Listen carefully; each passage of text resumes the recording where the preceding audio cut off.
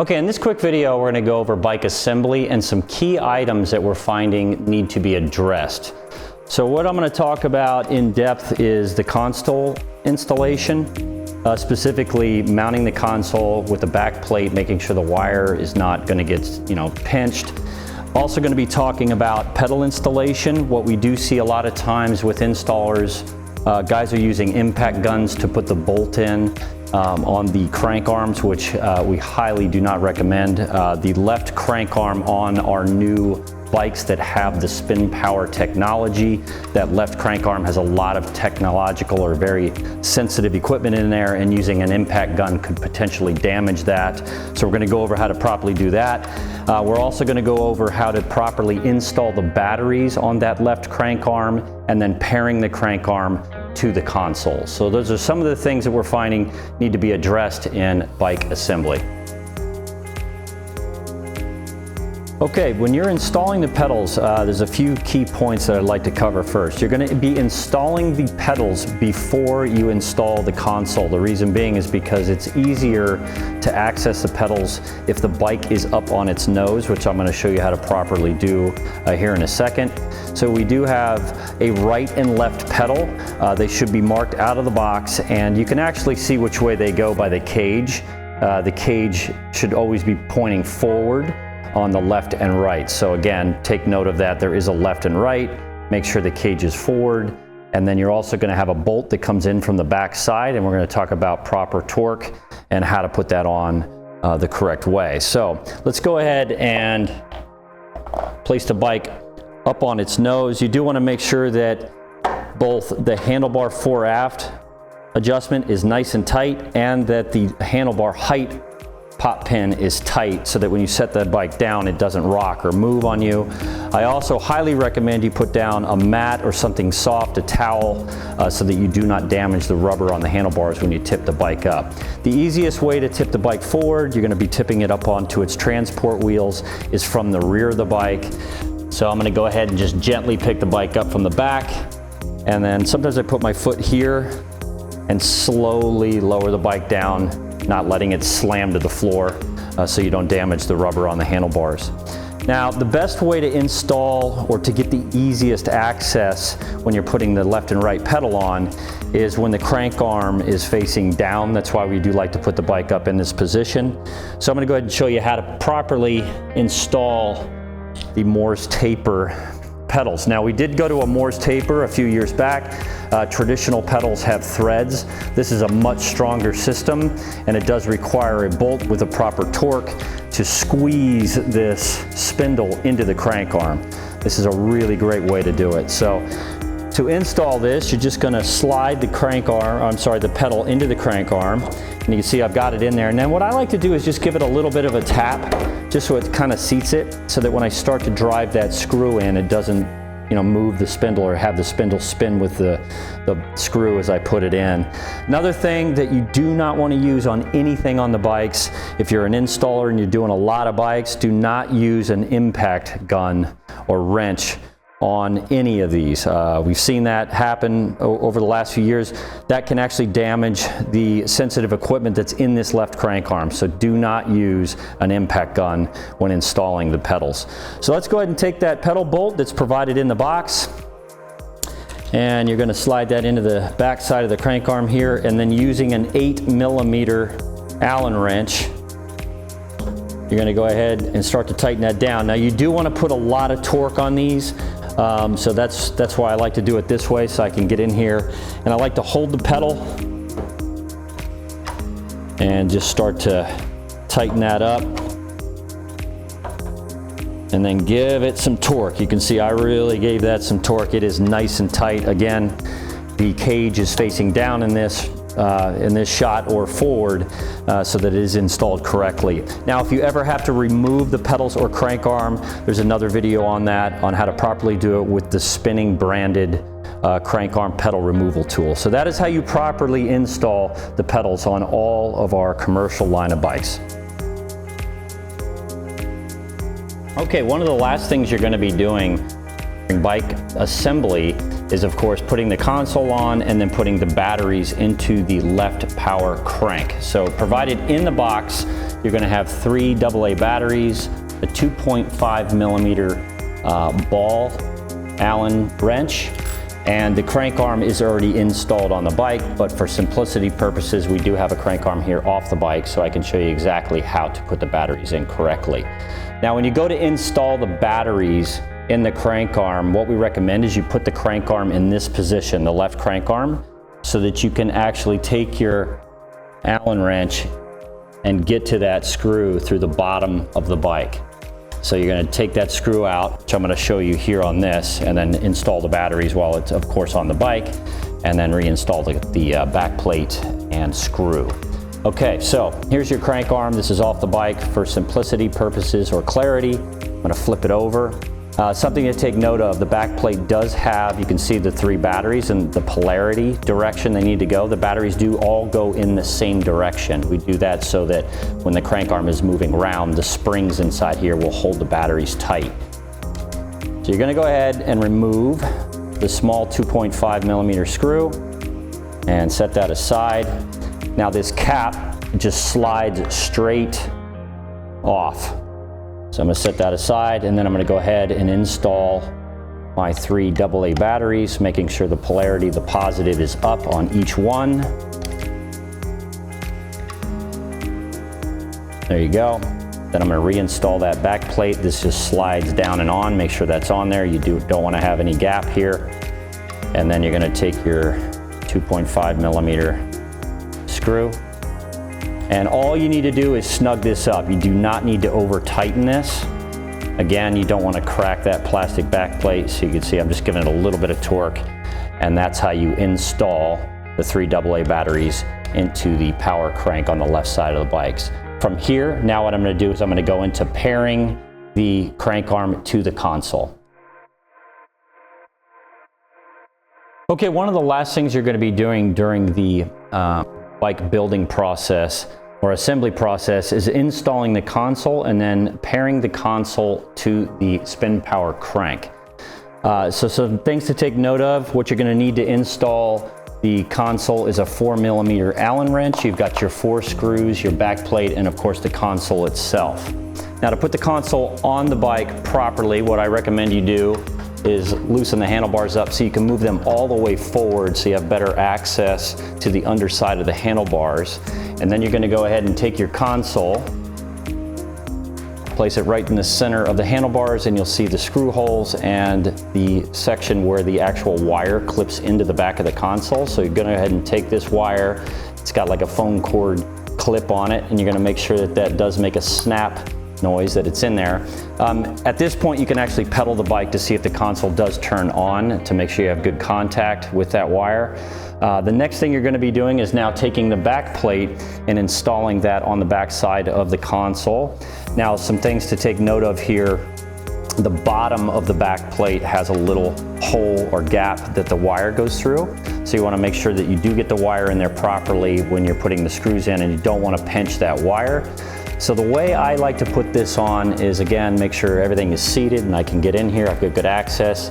I just get the wire sort of to the underside of that back plate and then put the back plate on and then go ahead and put some screws in. So I'm going to go ahead and grab one of the screws. I like to do either the top right or left screw first. It just seems easier for me.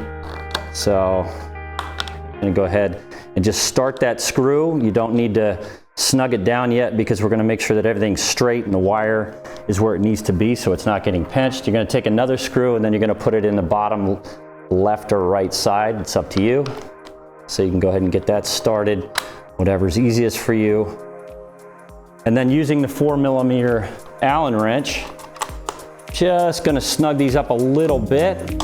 And now we want to make sure that the console is straight and centered. So I like to just stand up, take a good look, make sure everything's straight, and I'm going to hold it in place. Now I'm going to go ahead and snug these screws up. Now these screws, something to be very careful of here is they do not need to be over tightened. If you over tighten that screw, you're going to crack that back plate.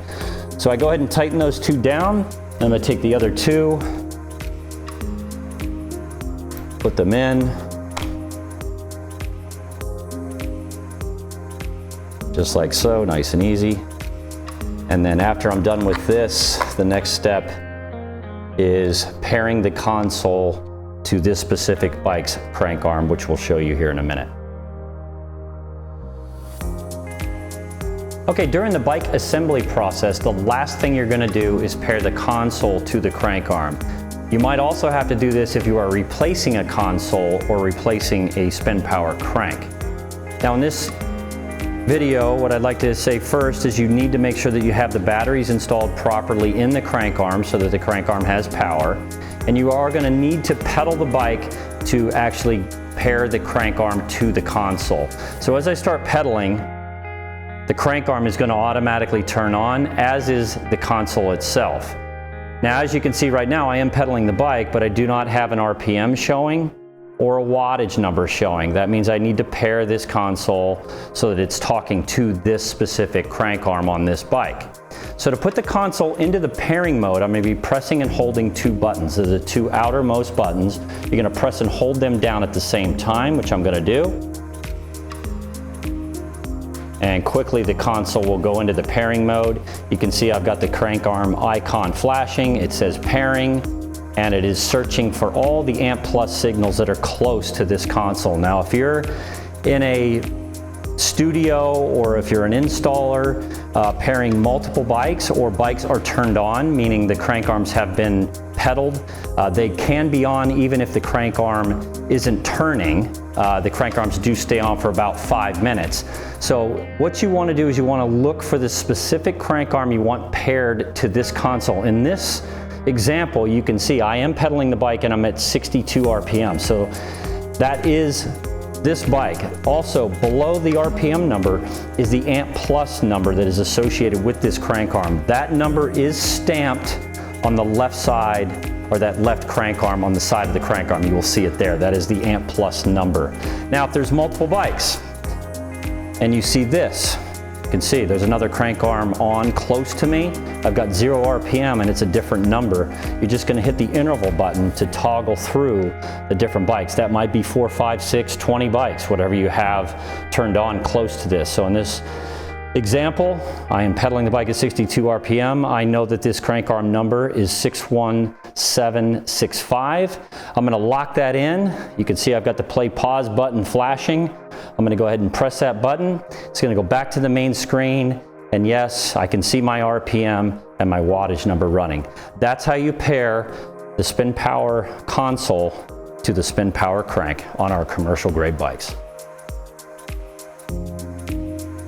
Okay, in this video I'm going to show you how to actually use the Spinning Crank Connect app that directly pairs to our SPINPower commercial grade cranks to give you all kinds of great information. So whether you're an installer or a club fitness director or an instructor, this app is very useful in keeping your crank arms up to date or getting information about, say, things like battery power, or you can actually rename the crank arms, which I'll show you here in a second, so you can associate that crank arm number with the bike that rider is on.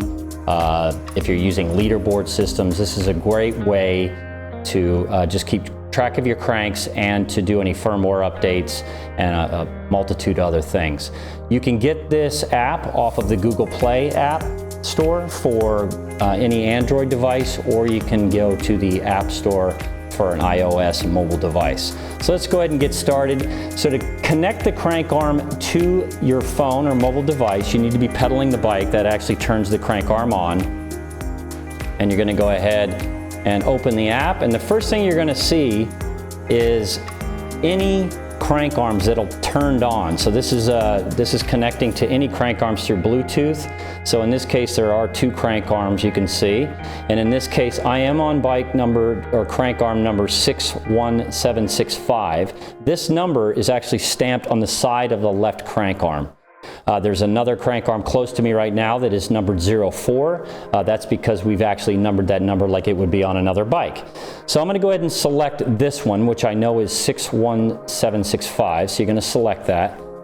And the app is going to then say connecting, and it's going to take you to the main screen. Now in here, we've got a lot of great things. So this is the actual crank arm number, the battery power. You've got a serial number. That's that amp plus number. It's the same as the number at the top. A firmware, what version firmware you're running. and you've actually got a manual calibration button here. So there's a couple things I can do in this screen that are really nice. I can rename the crank arm. So instead of this crank arm coming up as 61765, I can rename it to anything I'd like. So I'm going to go ahead and hit rename, and you can see it's going to allow me to do that. I'm actually going to take this and say this is bike 1.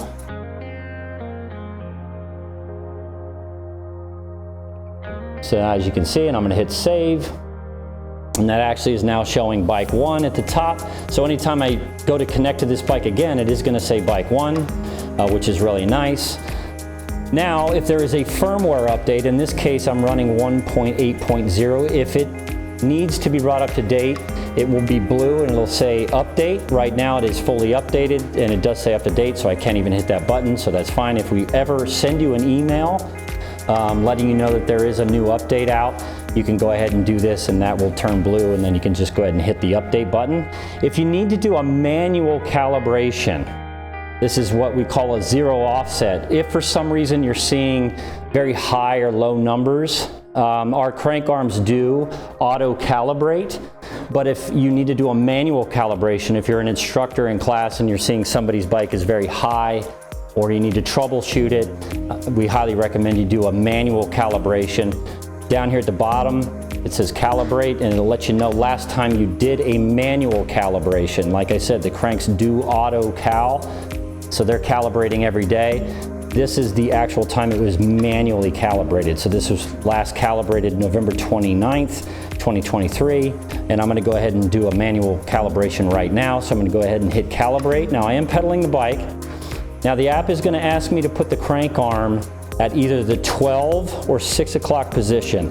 I recommend you put the left crank arm straight down, and then you're going to take your foot off of that left crank arm. You do not want your foot on there because that'll throw the calibration off, and it will actually the crank will actually sense the weight of your foot on there, and it won't do the calibration. So I've got the crank arm straight down on the left side. I'm going to hit start, and this takes only a few seconds. So it's performing the zero offset, calibration success. If I need to go back, I can. Back to the main screen if I need to do something else. So that is our SPINPower Crank Connect app that you can use to change multiple things, or do a calibration or a firmware update, or to see how much power life you have left in the batteries.